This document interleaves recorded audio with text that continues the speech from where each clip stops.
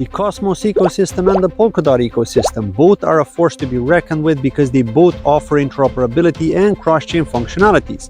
In this video, I'll start off with episode 3 out of a 5-episode series showcasing products that offer very similar features from each of the two ecosystems, which will hopefully help you understand how they work. Let's begin.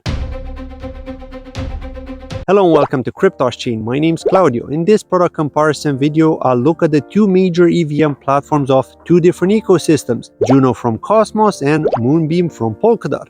Both are L1 blockchains built on top of the two major Layer 0 blockchains. Links to both of these can be found in the description of this video if you want to check them out yourself. Before I begin, I just want to make it clear that this isn't meant to favor one over the other, but it's to showcase some of the differences of EVM platforms offering similar features yet being deployed to different ecosystems and how one can learn from the other. Looking at Juno's website first, we can see that Juno offers a platform for DeFi, gaming, NFTs, and privacy-related dApps. On Moonbeam, it tells you that Moonbeam is an Ethereum-compatible smart contract parachain on Polkadot. As a first glimpse, on Juno, we can see that some of the benefits of using their EVM platform is that you can obtain speed because Juno uses the Cosmos SDK and Tendermint consensus to ensure that high throughput and a low cost of deployment, up to 35k times cheaper than Generation 2 blockchain networks. On Moonbeam,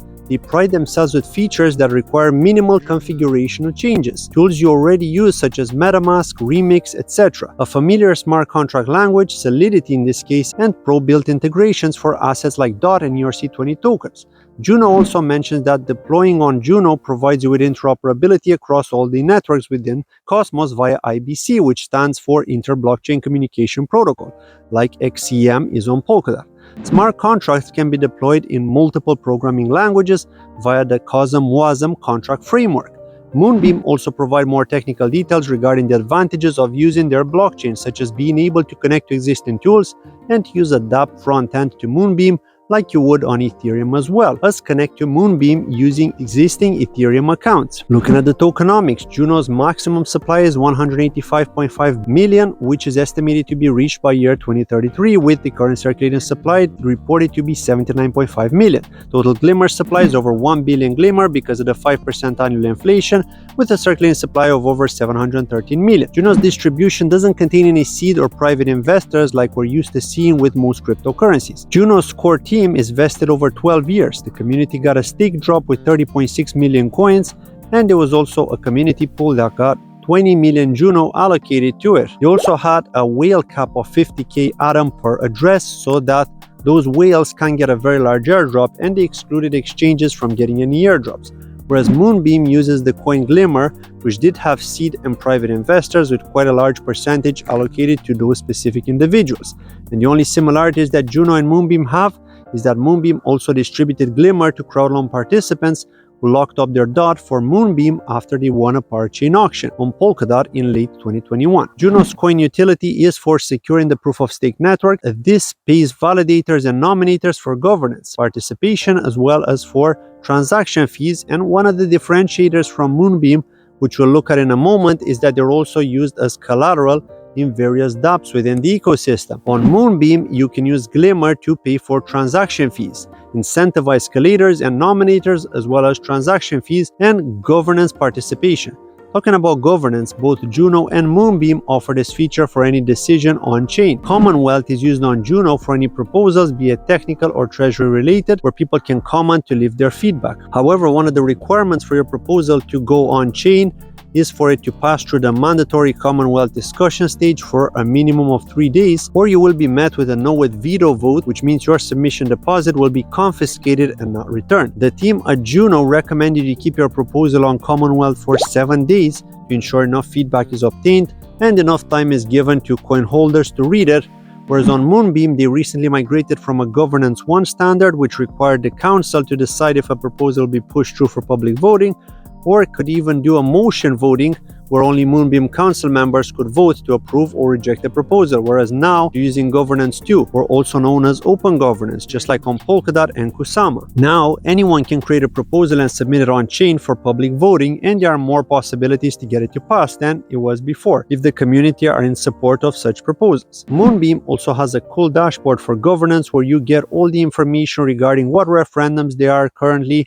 and how many Glimmer are locked up for voting. You can also get a list of the top delegates who vote. Here you can see Stakerspace, Simon known as SIK, and an anonymous voter are the top 3 vote delegates on Moonbeam. You can vote with a simple aye or nay, and there's no abstain or voting no with veto. Here you can see an example proposer for which I voted aye with 2x conviction. The Juno ecosystem is quite large, and there are a variety of dApps, contract platforms, tools, DAOs, NFT collections, etc.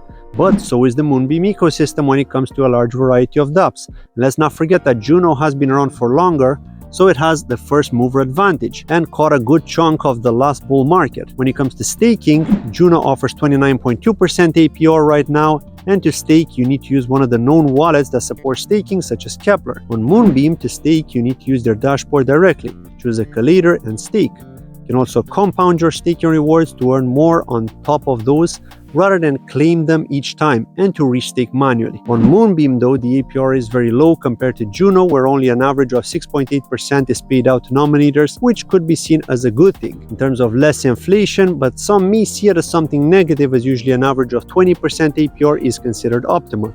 In terms of problems in the two ecosystems, both Juno and Moonbeam have had their fair share of technical issues, but Juno has unfortunately had more, including drama with a whale, which Juno was voted to be confiscated by the community, more exactly $35 million worth of Juno, as reported by Blockworks back in 2022 because of an unintended token bounty. Juno had also suffered a security attack on their blockchain where it went offline for over 24 hours because they were under attack. There were some suspicions that the whale who they tried to recover the Juno from was responsible for the attack, but it wasn't confirmed and this was just speculation. As for Moonbeam, they also suffered a block production issue which caused an interruption due to a technical issue because of an on-chain referendum that got approved prior to a runtime upgrade and then got executed after, which led to the network getting halted. Both Juno and Moonbeam have a solid community supporting them, and both of these networks have also lost a bunch of users during the bear market, so only time will tell how this will turn out in the coming year or whenever the next bull run will return.